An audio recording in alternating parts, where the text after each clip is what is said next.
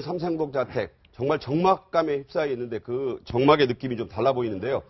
원래 11시에 발표한다고 저희들한테 알려졌다가 30분 늦어지길래 이것도 뭐 오후나 내일로 넘어가는 거 아니냐. 그만큼 검찰에 고심이 좀 있었다는 얘기인데 자, 이제 박 전 대통령에게 영장이 청구된다는 건 기정사실이 됐고 실질심사를 수요일 목요일 날 받으면 이번 주 안에 박 전 대통령의 신병이 결정 난다는 얘기네요. 그 실질심사인데 저는 이게 개인적으로는요.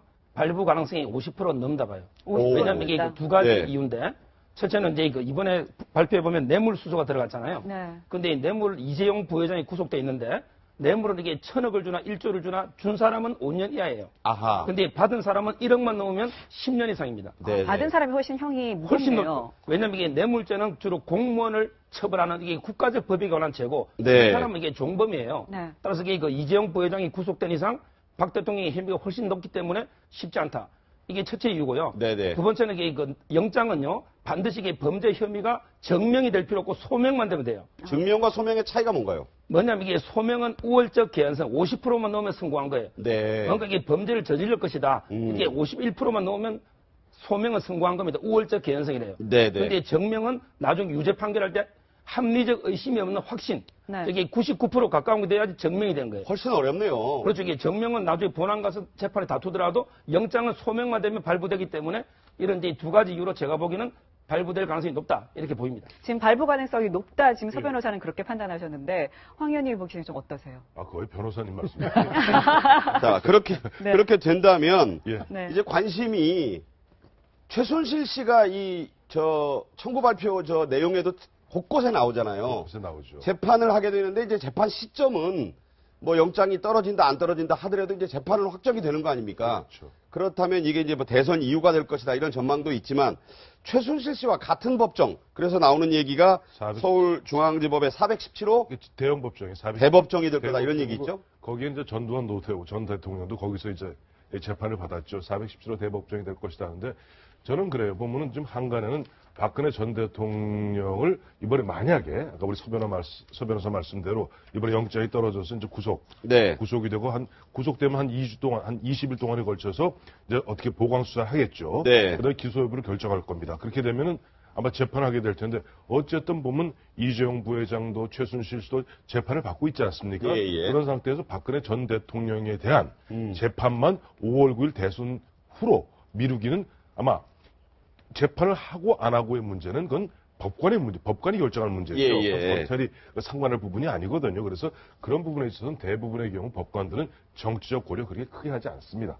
보면 그야말로 법과 원칙대로 네. 만약에 박근혜 전 대통령이 기소된다면 기소되는 대로 왜냐하니까 거기 보면 아까 말씀하셨던 종범적 관계에 있는 최순실 공범적 관계에 있는 최순실, 종범적 관계에 있는 돈을 주었다는 이재용 부회장 등등이 얽혀 있는데 네네. 그 사람들 재판만 하고 박근혜 전 대통령에 대한 재판을 안 할 수는 없는 것이거든요. 그래서 그런 부분에 있어서는 저는 뭐 지금 한간에는 박근혜 전 대통령의 어떻게 재판은 5월 9일 대선 이후로 미뤄질 것이다라고 이야기하는 경우도 있습니다만 네. 그렇지는 않을 것이다. 저는 그렇게 관측하고 있습니다. 네, 박근혜 전 대통령 같은 경우에는 어쨌든 이제 영장 실질 심사를 받게 되는 것 아닙니까? 그러면 영장 실질 심사를 받을 때 반드시 출석을 해야 되는 건가요? 만약에 하게 되면 또 경호 문제 하지 않았거든요. 네네. 그렇기 때문에 박근혜 전 대통령도 어떻게 판단할지 모르겠습니다만 영장 실질 심사에 응하지 않을 가능성도 충분히 그러니까 배제할 수 없는 거죠. 네. 그러나 제 생각에는 박근혜 전 대통령 측에서는 아마 영장실질심사에 응하지 않을까 하는 생각입니다. 제가 뭐 이 프로에서도 몇 번 말씀드렸지만 박근혜 전 대통령은 어떻게 보면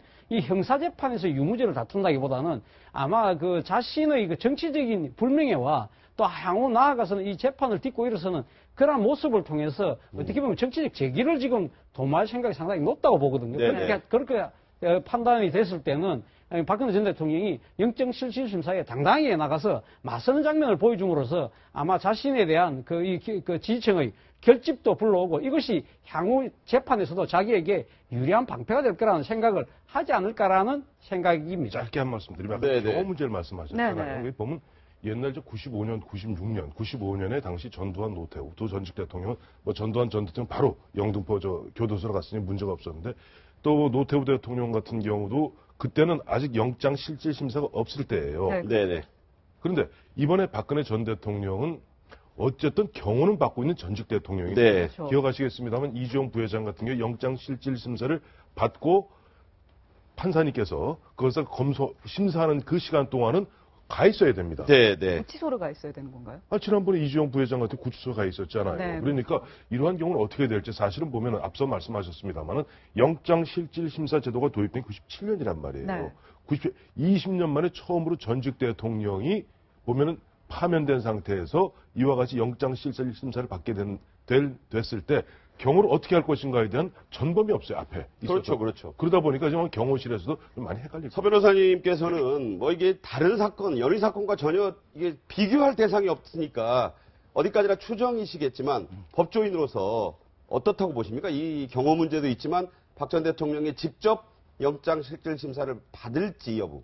저는 이게 당연히 출석할 걸로 봐요. 네. 물론 이게 출석 의무는 없지만 출석해서 이게 방어를 해야만 영장 기각 가능성이 약간이라도 아하. 당연히 방어할 거로 보고요. 안 나오면 불리하다 이거죠. 예, 그리고 이게 재판은요, 이 구속 사건은 무조건 이게 1심을 6개월 이내에 끝내게 법에 돼 있어요.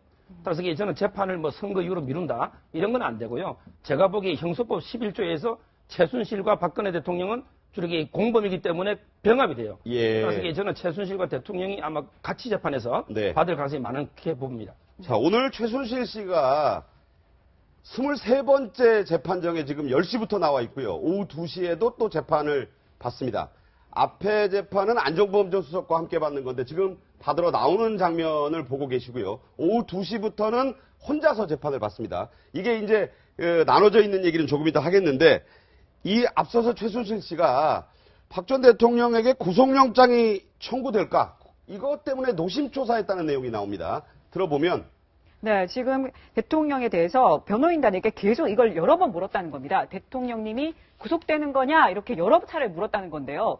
지금 이 얘기 아마 구속영장이 청구됐다는 사실 역시 지금 얘기를 들어서 알고 있겠죠. 자, 그리고 측근이 그랬답니다. 헌법재판소가 박근혜 전 대통령 파면을 결정한 이후로 최 씨가 죽고 싶다는 말을 아예 참 입에 달고 산다. 물론 전한 것이기 때문에요. 그가 또 이런 얘기했다고 합니다. 네, 최 씨가 박 전 대통령의 신변 결정에 자신이 실오락이라도만큼 영향을 미칠까봐 노심초사하고 있다. 지금 이렇게 얘기를 하고 있다고 하는데요. 법정에서도 얘기를 들을 수가 있을 거예요. 변호사가 핸드폰 보여줄 수 있으니까 어떻게 생각하십니까? 아마 대통령이 구속영장 청구 소식은 그 재판정을 통해서 변호인을 통해서 들었을 거란 생각이 들고요. 아마도 본인의 국정농단에 의해서 박근혜 전 대통령이 초유의 탄핵을 당하고 파면한 데 이어 구속영장까지 청구된 데 대해서 아마도 제가 생각하기에는 그 책임감과 죄책감 때문에 고개를 들지 못하고 아주 무서워 떨고 있다는 생각이 들고 특히 법정에서 만약에 박근혜 전 대통령을 마주친다라면 그러한 도덕적 책임감과 더불어서 본인은 현재 대통령도 잘 몰랐을 사실 비덱 스포츠라던가 비덱, 예. 이화여대 부정 입학이라던가 특히 고영태 씨와의 부적절한 만남에서 대통령 측 대리인단조차도 증언한 바 있지 않았습니까? 그래서 그런 여타의 문제 때문에 도덕적인 대통령에 대한 미안함을 넘어서서 대통령도 알지 못하는 국정농단의 나머지 여제 부분들이 대통령기에 들어가서 그것에 대해서 더욱더 대통령에게 미안하고 송구한 입장을 갖고 있는 게 현재 최순실 씨의 심경이 아닌가 생각이 듭니다. 네. 앞서 말씀드린 대로 지금 최순실 씨 2시간 전부터 이제 재판을 받고 있지 않습니까? 아까 말씀드린 대로 재판의 내용이 각각 다른데 이제 박 전 대통령이 영장이 뭘로 청구되고 또 그게 어떤 혐의에 대해서 발부가 되고 재판을 받을지 형량 같은 게 이제 관심사인데 자 이런 얘기를 박 전 대통령이 해왔다고 하는 것인데 중요한 부분이 매우 표현이 재밌습니다. 한 푼도 안 받았다. 받은 돈이 0원이다. 최순실 씨와 내가 재단에서 한 푼도 받지 않은 건 금융거래 조회 결과에도 나타나지 않나. 이렇게 계속 주장했다고 하는데 이유가 있겠죠? 그렇죠. 이게 한 푼도 개인이 본인이 안 받은 거는 맞는 거고요. 네. 근데 그 혐의가 뇌물이란 게 꼭 본인이 받아야 되는 게 아니고요. 예를 들어 이게 그 재단에다가 출연을 강요했다. 이게 제3자 뇌물이에요. 아하. 그래서 이게 부정한 청탁을 하면 제3자한테 뇌물을 주게 해도 뇌물죄가 됩니다. 네네. 형량은 똑같고요.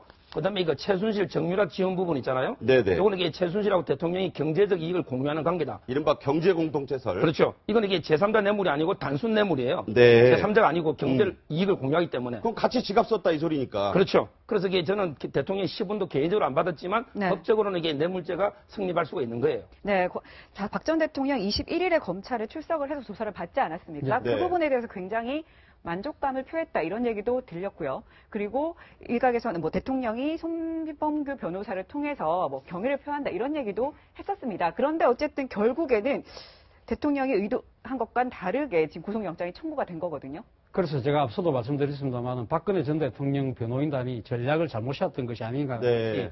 바로 그 때문인 거죠. 앞서도 제가 이야기했지만 이 박근혜 전 대통령이 검찰 조사에서 철저하게 부인으로 일관했거든요. 그럼에도 불구하고 가면 검찰이 우리가 예상했던 시간보다는 좀 짧게 11시간 정도 조사를 마쳤고, 물론 그 7시간 동안 박근혜 전 대통령이 진술 요소를 검토하느라고 늦게 나왔습니다만 사실 예상보다는 상당히 짧았는데 그 이유는 제가 봤을 땐 그렇습니다.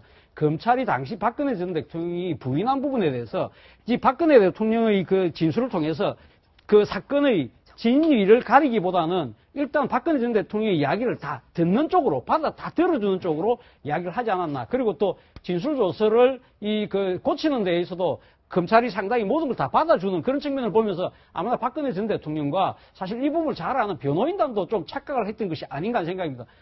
검찰이 우리를 좀 봐주려고 조금 살살하는 것이 아닌가 하는 생각인데 저는 그렇게 보지 않았거든요. 네. 검찰 입장에서는 어차피 박근혜 전 대통령이 모든 걸 부인하고 놓을 거라는 걸 알기 때문에 그 짧은 시간 내에 그 사안에 대해서 일일이 진짜냐 거짓이냐를 따지기보다는 그 관련된 증거 자료, 증인들이 충분히 있기 때문에 또 공무 관계에 있는 사람들도 지금 기소대에서 재판받고 있는 중이기 때문에 이 정도는 충분히 혐의를 입증할 수 있다. 그래서 조금 이 박근혜 전 대통령이나 그 변호인단이 생각했을 때는 조금 느슨하게 해준 것이 아마 그런 착각을 일으킨 게 아닌가 하는 생각입니다. 네. 지금 그림으로 보시는 삼성동자택 주변 좀 일부 지지자들이 좀 몰려와서 이 소식을 들은 듯한 분들이 좀 소란스러운 분위기가 있었지만 아직은 이게 워낙 짧은 시간이어서 네. 반응이 나오지 않고 있습니다. 민주당이 지금 호남에서 지금 뭐 호남 대첩회라고 불릴 만한 경선이죠. 경선전을 하고 있는데 이 소식이 문 전 대표에게 전달이 되자 네. 반응이 나왔네요. 첫 반응입니다. 네, 국민의 바람과 법감정에 충실한 조치다. 검찰은 국정농단 사태를 막아야 할 책무를 다하지 못해 훼손된 명예를 회복했고 국민의 검찰로 거듭나는 계기로 삼기를 바란다라고 하면서 법원이 오직 법과 원칙에 따라 판단해 주길 바란다. 저 끝줄은요. 아마 박광원 대변인이 그 법과 원칙에 따라라는 김수남 총장의 얘기를 인용해서 이번에는 법원에다가 제대로 해라. 이 말은 영장을 좀 발부해라 이런 얘기 아니겠습니까? 이게 뭐 사실 정치권에서 보면 검찰의 수사라든가 법원의 재판 이런 네. 등등에 갖다가 입사를 갖다 다는 것은 그건 사실은 바람직하지는 않아요. 그러나 뭐 입장 표명은 있어야 되겠죠. 네. 그런 그야말로 드라이한 원론적인 입장 정도고 그야말로 법과 원칙에 따라서 수사하고 법과 원칙에 따라서 영장을 갖다 실질 심사하자는 부분에 대해서 누가 토달기는 좀 어려운 그런 부분이죠. 네.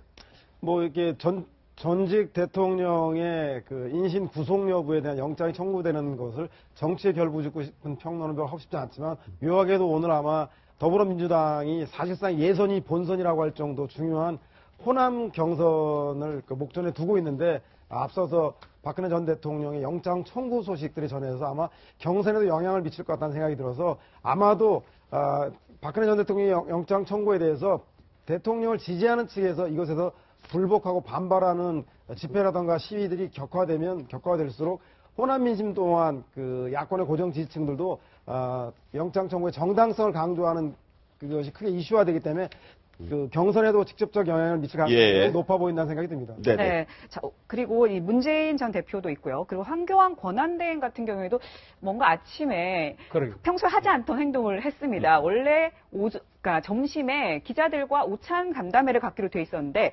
갑자기 4시간 전에 지금 국정 상황 때문에 연기를 하겠다 하고 문자 메시지를 보냈어요. 이걸 보면 좀 알고 있었던 게 아닌가 이런 생각이 들어요. 당연히 뭐 대통령 권한대행이니까 성장의 보고를 받았겠죠. 예. 바로 전직 대통령 그리고 또 뭐 권한대행을 임명했던 사람의 지금 신병의 거친 문제인데 그 부분에 당연히 이야기를 했겠죠. 사실 지난 주말에 한겨레 신문이 상당히 재밌는 그 보도를 한 적이 있었어요. 뭐에 관한 것이냐고 하면 이 대통령의 그 수사지휘권을 발동할 가능성이 있다. 네. 뭐 그런 이야기를 했었거든요. 사실 뭐 지금 법무부 장관을 통해서 대통령이 검찰총장에게 특정 사안에 대해서 사건에 대해서 수사지휘권을 행사할 수 있는 거 아닙니까? 예, 그렇기 때문에 이 그 한교안 대통령 권한 대행이 박근혜 전 대통령과의 정치적 신의 여러 가지를 생각했을 때 이 지휘권을 행사할 수도 있을지 모른다는 그러한 추측이 나왔기 때문에 한교안 대통령 권한 대행의 상당히 선택이 주목된다는 측면이 있었는데 오늘 아마 보고는 받았다 하더라도 본인은 여기에 대해서 아무 일종의 그러니까 관여를 안 한 것 같아요. 제가 봤을 때. 그러나 어쨌든 한교안 대통령 권한 대행이 이 사안을 알고 오늘 지금 오찬 기자 간담회가 예정되신데 그걸 일방적으로 이제 연기를 했죠. 연기를 4시간 전에. 예, 4시간 전에 연기했죠. 사실 기자들 입장에서는 지난 15일 날 불출마 선언하고 나서 처음 이 한교안 대통령 권한 대행하고 만난 자리라서 상당히 잔뜩 기대를 갖고 있었거든요. 네. 그렇기 때문에 취소하자마자 오늘 지금 영장 청구되는 거 아니냐. 그런 이야기가 바닥에 나돌았죠. 그 관측이 맞아 떨어진 셈이네요. 자, 민주당의 반응에 이어서 정치권에서 잇따라 반응이 서 변호사님 들어오는데 예. 한국당 반응에서는 불구속 수사를 좀 했으면 하는데 유감이다 이런 얘기를 하네요. 물론 이제 그 자유한국당 측면에서는 아직 대통령이 당원이니까 네. 저는 이제 그 뭐 발언을 할 수는 있을 것지만 아마 이게 대다수 국민 여론하고 좀 차이가 나는 거고요. 그러니까 유감이다. 구속영장 청구가 유감이다고 일단 얘기를 했어요. 그래서 저는 이게 그 정치권에서 너무 구체적으로 영장 청구에 대해서 왈가왈부하는 것은 바람직하지 않다. 이건 이게 어떤 사법부에서 냉정하게 법과 원칙에 따라 판단할 문제다. 이렇게 보고 있습니다. 예. 네, 지금 박사모 측에서도 반응이 나왔는데 하늘도 울었다. 지금 이렇게 하늘도 땅도 울었다. 지금 이렇게 반응을 하고 네, 있어요. 뭐 박사모의 반응. 박사모 측이요. 뭐 네. 그 박사모 측은 그야말로 박근혜 대통령 되기 전부터 뭐 그 예전부터 보면 박근혜 팬클럽 아닙니까? 그쵸. 그런 입장에서 뭐 그 박사모의 입장을 우리가 하늘도 우고 땅도 네, 우고 네. 하는 부분 갖고 누가 왈가왈부할 일은 아닌 것 같은데 저는 오늘 사실은 그 검찰의 발표 중에 주목 있게 봤던 게 보세요. 그동안 다수의 증거가 수집되었지만 피의자가 당당 이렇게 나가요. 왜냐니까 지금 박근혜 전 대통령에 대해서 이른바 구속영장보다는 불구속으로 가자 하는 그런 사람들의 이야기 네, 네. 논의가 뭐였냐면 그동안 이미 검찰 1기 검찰 그다음에 특검 2기 특수본 해갖고 상당 부분 이미 수사가 완료된 상태인데 네, 네. 뭐 추가 수사할 게 뭐 있느냐라고 했는데 오늘 보면 그 뒤에 나왔죠. 보면 공범인 최순실과 당당당당 나와서 형평성 문제를 얘기하는 그러니까 거예요. 아까 서 변호사 말씀하신 법 앞에는 누구나 대통령, 전직 대통령 다 대한민국 국민이면 그러니까 평등하다. 대한민국에서 경제를 이끌고 나간 선장격인 네, 네. 사실 이주영 부회장도 등등의 전직 장관, 정지수석 네. 많은 사람들이 구속되어 있는데 박근혜 전 대통령만 이를 불구속으로 기소한다면 형평성에 어그러지는 것 아니냐. 이것이 아마 저는 방점이 형평성에 찍혀 있다고 봐야 될 것 같아요. 네, 지금 국민의당 같은 경우에는 지금 박 대통령 구속영장 청구와 관련해서 사필 규정이자 국민의 힘이다 이런 반응이 나왔고요. 바른정당에서는 박근혜 전 대통령 국민 앞에 진정한 반성과 사과를 해야 된다 이런 반응이 나오고 있습니다. 네, 정치권은 뭐 응당 여론을 반영하기 때문에 그런 평론을 낼 것 같은데 저는 이번에는 김순환 검찰총장이 아주 용의주도하게 주도면밀하게 준비한 것이 아닌가라는 생각이 듭니다. 청와대 민정수석실에 대한 압수수색 그리고 전직 검찰총장을 비롯해서 법조계 원로 선배들과의 조언을 구하는 것도 언론에 좀 알려지게 되고 그리고 또 국민들에게 그 전직 대통령에 대한 영장 청구를 법과 원칙에 따라서 대응하겠다라고 하는 그 입장을 네. 밝히면서 제가 볼 때는 김순환 검찰총장이 이미 결심한 것들을 국민들에게 에스컬레이팅 시키면서 자연스럽게 연착륙시킨 지혜로운 대처를 한 게 아닌가라는 생각이 듭니다. 네.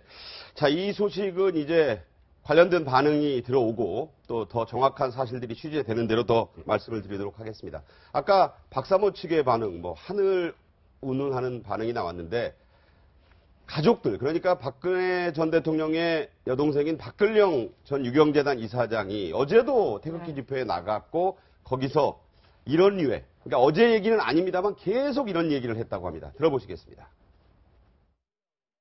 그거는 정치적인 타살이다. 감히 그렇게 말씀을 드리겠습니다.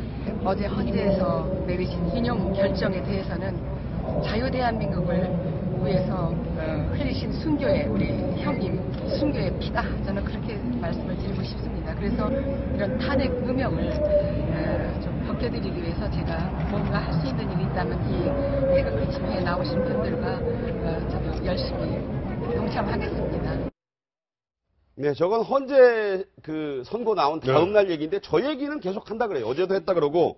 자, 근데 이제 박근령 전 이사장이 저 집회에 갔다가 이제 우연히 한 제과소, 유명 제과소에 들렀는데 거기서 사촌 오빠인 박준홍 박준홍이. 자유민주 실천연합 자민련 이름하고 비슷한데 네, 총재죠. 예, 거기 총재인 분하고 또 김종필 전 총리를 우연히 만났다고 하죠. 그러니까 이제 박준홍 씨 같은 경우는 저 JP에 이제 돌아가신 사모님, 네. 그러니까 박영옥 여사의 남동생이에요. 그러니까 박상희 씨의 유복자 외아들이죠. 유일한 유복자 외아들이죠. 네네. 그러다 보니까 나이 한 20여 년 납니다. 그러니까 박근혜 전 대통령이나 박근영 이사장한테는 사촌 오빠가 되는 거죠. 네네. 그래서 아마 JP를 갖다가 박준홍 씨가 모시고 아마 저녁을 먹고 그다음에 아마 그 무슨 후식을 드시러 갔는데 네네. 거기 우연히 박근영 씨하고 조우를 했답니다. 그러니까요. 근데 그 자리에서 정치 이야기는 일체 없었다.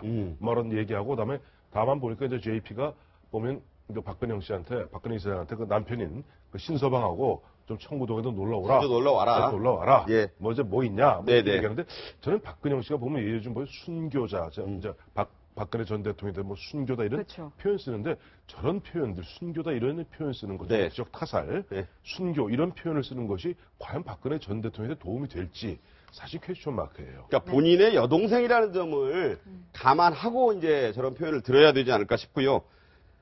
박준홍 총재는 정치적 얘기는 이 자리에서 일절 없었다라고 했지만 박근영 씨의 남편인 신동욱 공화당 총재가 아니다. 이런 얘기가 있었다라고 주장했습니다. 한번 들어보겠습니다. 태극기 집회 참석하시고 싶지만 마음은 참석할 수 있는 상황이 못 되니까 못 가시는 것 같고 몸이 불편하시니까 JP 총리의 마음을 대신해서 매주 참석하시는 분이 박준홍 총재라고 저는 생각을 합니다. 박준홍 회장이 JP 총리의 대리인으로서의 그런 역할을 하지 않나 저는 그렇게 생각합니다.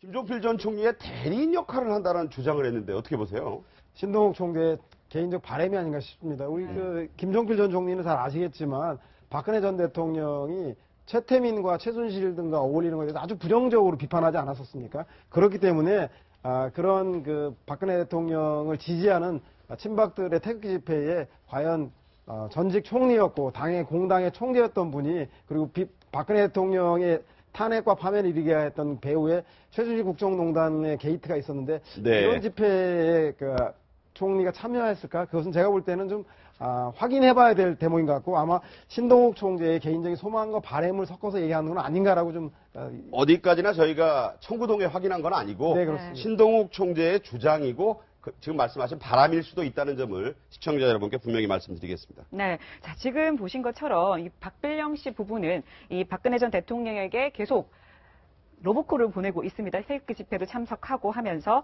자, 그런 대신 박 전 대통령 측은 일체 답을 하지 않고 있는 것 같은데요. 지난 주말에는 이 신동욱 총재가 바로 박근혜 전 대통령의 자택을 찾았습니다. 그 모습을 보시죠.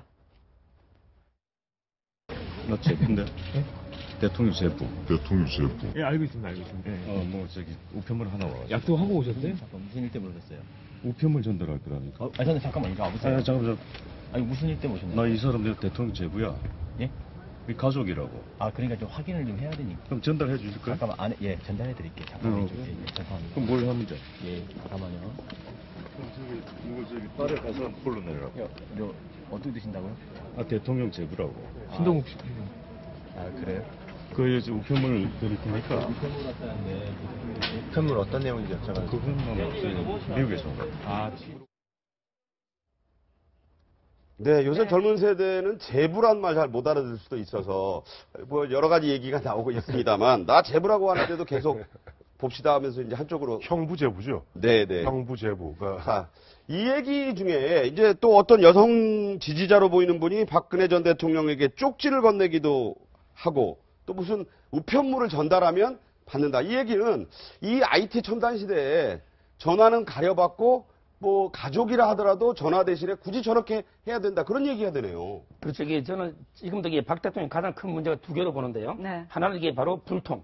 어떤 이게 장관들도 대면 보고 없이 거의 서면을 했지 않습니까? 네네. 특히 세월호 7시간 동안도 대면 보고 없었어요. 네. 그러니까 그 모습이 지금도 나타나는 것도 좀 안타깝고요. 네. 그런데 두 번째가 공권력의 사유와 비선 문제인데 지금도 이게 이 소통하는 모습이 꼭 그 옛날 모습과 똑같아서 참 안타깝습니다. 네. 자, 저런 부분을 보면서 이제 이 영장 청구가 되고 실질 심사를 받는 그런 부분에서 아직도 이제 가족조차도 제부야 그렇다 치고 지금 박근영 전 총재 그 여동생도 연락 와야지 아직도 못 만나고 있다 지금 그러고 있거든요. 아니 그 전화를 갖다 해도 안 받으면 그만인 것이고 아까 이메일 같은 경우는 아마 이메일 번호도 모를 겁니다. 근데 안 될 건데 사실 그래 좀 잘 보세요. 그 박근혜 전 대통령한테는 이제 형제가 둘 있죠. 하나는 네. 이제 박근영 씨, 그리고 또 하나는 박지만 회장, 이지 회장. 예. 그런데 박지만 이지 회장하고 지금 박근영 이사장하고 하는 행태를 잘 보세요. 달라요. 예, 약간 행동이라고 해야 되겠죠. 행태보다. 비헤이비어, 예. 행태가 다른 것이 이쪽에 지금 박지만 씨 같은 경우는 좀 거리를 일정 부분 두고 있어요. 여기서 보면은 저런 식으로 가서 뭐 쪽지를 전한다든가 내가 재부여한다든가 가서 그런 건 없이 가서 뭐 우리 언니가 무슨 정치적 타살 당했다, 뭐 순교다, 다시 되살아날 것이다 이런 이야기하는 것이 실제 보면 절체절명의 위기에 빠져 있는 박근혜 전 대통령에 무슨 도움이 되겠습니까? 네. 그야말로 흔한 얘기로 보면 자신들 입장에 자신들 얼굴을 좀 알릴지 모르겠으나 그동안 사실은 오랜 기간 동안 사실 형제 남매지간이라 하지만은 자매 남매지간이라 하지만 사실 남남같이 살아왔고 네. 박근혜 전 대통령 취임한 이후 4년 동안 거의 남같이 살지 않았어요. 그렇지요. 그런 상태에서 물론 형제 혈육지간에 가서 뭔가 안타까운 마음을 전하는 것은 이해 못할 바는 아니라 저런 식으로 어떻게 보면은 지금 저러는 모습은 오히려 박근혜 전 대통령을 더욱더 나락으로 빠뜨리는 겁니다. 하지만 이제 상황이 급변했어요. 구속영장 청구는 좀 남다른 상황인데. 그러니까요. 오늘 아마 변호인단이 박 전 대통령을 만나지 않을까요? 아무래도 만날 수밖에 없지 않을까요? 저는 뭐 변호인단이 들어갈 거라고 봅니다만 변호인단은 여러 가지 법률적 조언을 할 수 있지만 사실 뭐 가족이라는 측면에서 본다고 한다면 박근혜 전 대통령이 아직도 그 마음을 열고 있지 않은 부분에 대해서는 좀 안타까운 생각이 드네요. 사실 이렇게 이 인간이 상당히 어려움을 당했을 때 가장 크게 위로해주고 위로를 받을 수 있는 곳이 가족 아닙니까? 근데 박근혜 전 대통령은 뭐 저는 앞서 뭐 박근영 씨나 박지만 씨의 그 행동 자체의 그 차이 그런 것보다도 문제는 박근혜 전 대통령이 지금 가족에 대한 생각 자체가 아직도 여전히 옛날 생각 그대로 갖고 있다는 게 안타깝다는 거죠. 사실 박근혜 전 대통령 이런 생각을 할 거예요. 지금 완전히 제 추측이긴 합니다만 박근혜 전 대통령은 지난번 그러니까 그 동생들하고 관계를 정리하고 최순실 씨하고 어떤 식으로도 해서 자기가 대통령이 됐을 때 내가처럼 하니까 내가 대통령 되는 거 아니야. 나름대로 상당히 거기에 대한 자부심을 갖고 있었던 것 같고 그렇지만 이번에 최순실 문제 때문에 결국 그 대통령이 파면당하고 난 뒤에는 아마 자존심 때문이라도 동생들한테 마음을 못 열고 있는 것이 아닌가 생각인데 모르겠습니다. 이제는 구속영장 청구라는 아직 또 다른 새로운 국면을 당했기 때문에 저는 지금이라도 이 가족들, 동생들하고 만나서 이야기하고 그래서 옛날 관계를 회복하는 것이 이 지금 아무래도 그 법적으로 상당히 힘든 그 국민을 맞이하고 있습니다만은 그것이 박근혜 전 대통령이 진정한 도움이 되는 그런 조치가 아닌가 하는 생각입니다. 네. 자, 가족 얘기하니까 얼마 전에 그 조순재 씨의 아들이 펴낸 책 제목이 또 하나의 가족이었습니다. 그 또 하나의 가족에 나오는 뭐 최태민, 임선희 씨는 이미 고인이 됐고 주역으로 불리는 장본인으로 불리는 최순실 씨는 재판을 받으면서 만약에 이 영장이 발부가 되거나 그렇지 않더라도 재판정에서 만날 그런 상황인데 본인들의 가족과도 이제 소통을 할 때가 아니냐 이런 말씀으로 이해가 되고요.